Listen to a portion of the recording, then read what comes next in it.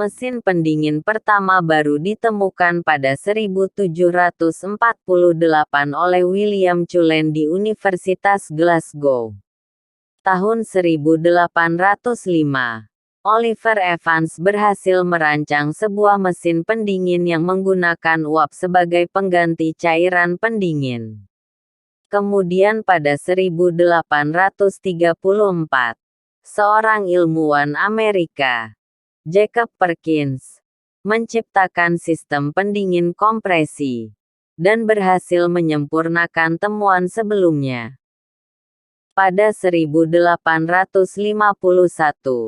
John Gorrie membuat inovasi dari penemuan alat pendingin yang sudah ada, dan berhasil menciptakan mesin yang dapat membuat es. Barulah ketika tahun 1922 sistem pendingin yang kita kenal dengan nama kulkas benar-benar digunakan. Berkat dua orang mahasiswa Royal Institute of Technology di Stockholm bernama Balthazar von Platen dan Carl Munters yang menyempurnakan dan berhasil menciptakannya. Kulkas kemudian mulai dipasarkan oleh perusahaan bernama Electrolux. Namun kulkas ketika itu belum terbuat dari besi, melainkan kotak kayu yang dilengkapi dengan kompresor. Sehingga belum terlalu efektif untuk menyimpan es terlalu lama.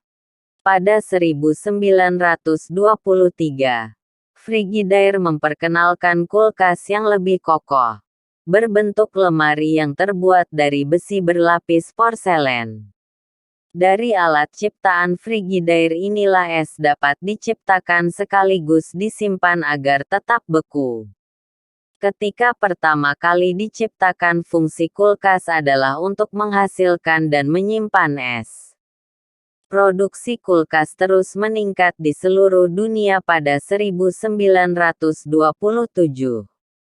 Namun kulkas yang diproduksi ketika itu bahan utamanya menggunakan zat belerang dioksida, sehingga dapat mengganggu kesehatan mata.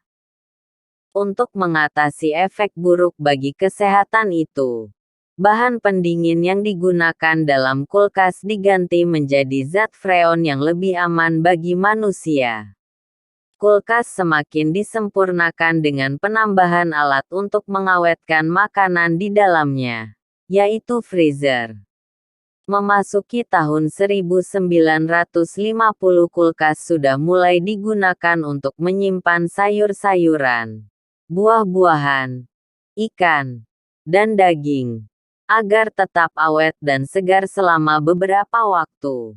Semakin berkembangnya kulkas, membuatnya mulai berubah menjadi alat untuk kebutuhan pokok manusia.